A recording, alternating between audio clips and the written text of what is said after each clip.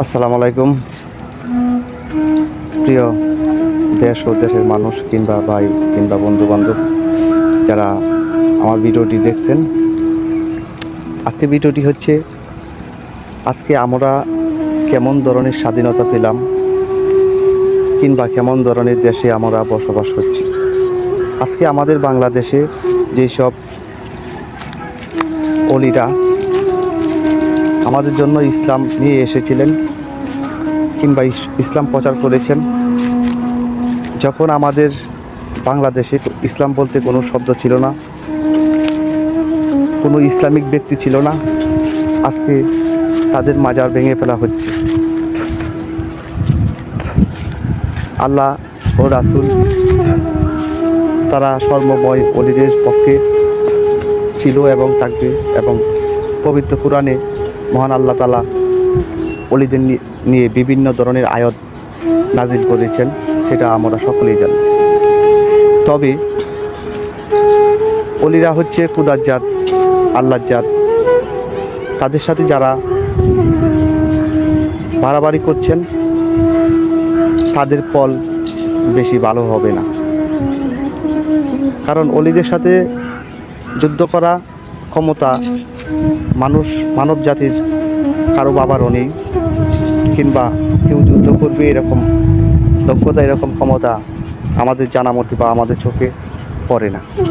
তবে একটি কথা বলবো, আপনারা যা করছেন, যেসব দরবার ভাঙতে যাচ্ছেন কিংবা ভাঙার জন্য পরিকল্পনা করছেন, যতটুকু করেছেন ততটুকুর জন্য মহান সৃষ্টিকর্তার কাছে আপনারা মাপ চান কিংবা মনে মনে অনুতপ্ত হন, নয়তো আপনারা পুড়ে ছাই হয়ে যাবেন।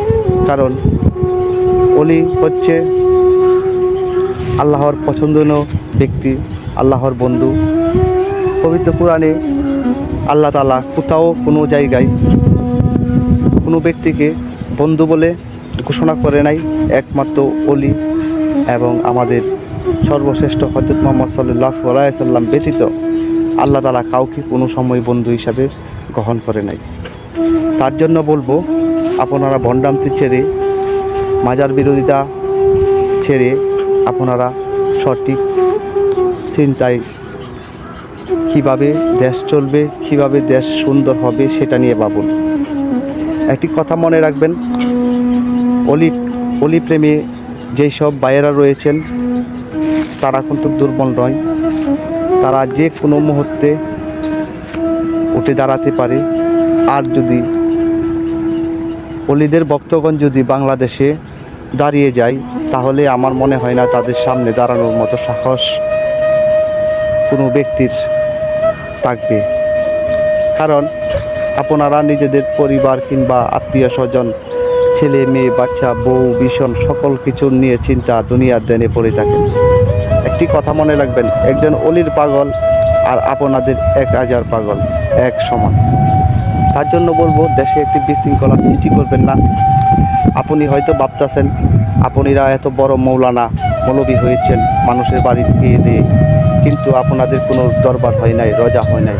এই আফসোসের জন্য হয়তো আপনারা আল্লাহর অলিগণের দরবার ভাঙার জন্য উঠে পড়ে লেগেছেন। আপনারা তো অলি হতে পারেন নাই, আপনাদের ভিতরে তো এরকম দিন শিক্ষা নেই, যার কারণে আপনারা অলি হতেও পারেন নাই। সেটার জন্য আপনারা ব্যর্থ। সেই ব্যর্থতা যদি, সেই হিংসা লোভনীয়তেও যদি আপনারা একজন অলির দরবারও গিয়ে দেখান, তাহলে কিন্তু চলবে না। একটি কথা মনে রাখবেন, বাংলাদেশের 65% মানুষ আল্লাহ ভক্ত এবং অলি ভক্ত। আপনাদের মতো ভণ্ড নয়, কোরআন বিক্রি করে চলে না। তারা নিজেদের পরিশ্রমের কামাই করে তারা চলার চেষ্টা করে সর্বময়, এবং তারা আল্লাহ তাআলার পছন্দনীয় ব্যক্তিগণদের সর্বোচ্চ দিয়ে মানেন কিংবা শ্রদ্ধা করেন। এটা তাদের অপরাধ নয়। হয়তো অলিদের দরবারে বিভিন্ন কিছু হয়, বিভিন্ন ধরনের আয়োজন হয়, বিভিন্ন ধরনের খাবার, যা সেই খাবার আপনাদের কাছে যায় না কেন, এটাও আপনারা হয়তো ভাবতে পারেন, কিন্তু সেটার যোগ্যতা আপনারা না, তাহলে আপনারা কেন জ্বলবে? যদি আপনারা নিজেদের শরীরে যদি চুলকানি তুলতে চান তাহলে চুলকাতে পারেন, কারণ সেই চুলকানি হয়তো লাস্ট টাইমে ক্যান্সারের রূপেও রূপান্তরিত হতে পারে।